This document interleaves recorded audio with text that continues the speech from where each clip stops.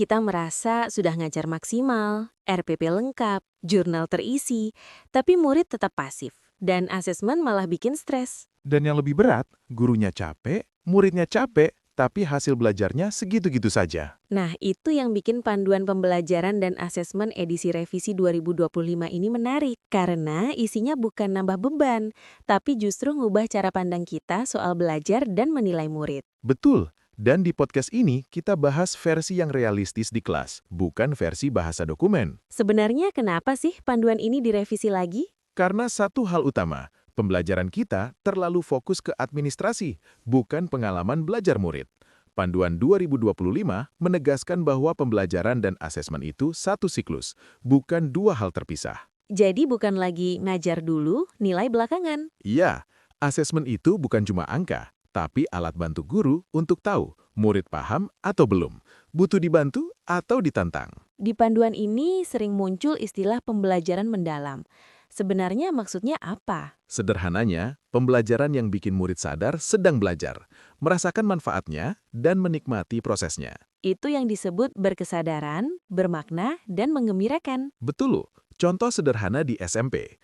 Guru tidak langsung menjelaskan materi, tapi mulai dengan pertanyaan yang dekat dengan kehidupan murid. Misalnya di PJOK bukan langsung tes praktek, tapi tanya dulu, kenapa badan cepat capek saat lari? Nah, murid mikir, berdiskusi, mencoba.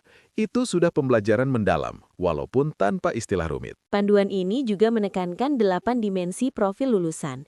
Kadang guru mikir, ini urusan siapa sih? Padahal itu urusan semua guru, karena profil lulusan itu bukan mapel khusus, tapi hasil dari kebiasaan belajar di kelas. Kolaborasi muncul saat diskusi kelompok, penalaran kritis saat murid berpendapat, kemandirian saat refleksi. Betul, jadi bukan tambahan pekerjaan, tapi cara kita mengajar yang sedikit diubah. Bagian paling bikin guru deg-degan, asesmen. Dan di panduan ini jelas, yang diutamakan adalah asesmen formatif. Artinya, Asesmen untuk membantu belajar, bukan menghakimi.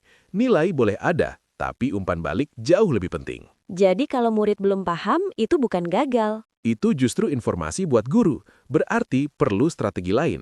Itulah asesmen yang berkeadilan, objektif, dan edukatif. Kalau disimpulkan, panduan ini sebenarnya mengajak guru untuk kembali ke esensi mengajar. Betul, bukan soal dokumen sempurna, tapi proses belajar yang bermakna. Mulai dari hal kecil, satu pertanyaan reflektif, satu umpan balik yang membangun. Karena pembelajaran yang baik bukan tentang seberapa lengkap administrasi kita, tapi seberapa dalam murid memahami dan merasakan belajar. Kalau podcast ini bermanfaat, bagikan ke rekan guru lainnya. Karena perubahan pendidikan selalu dimulai dari kelas.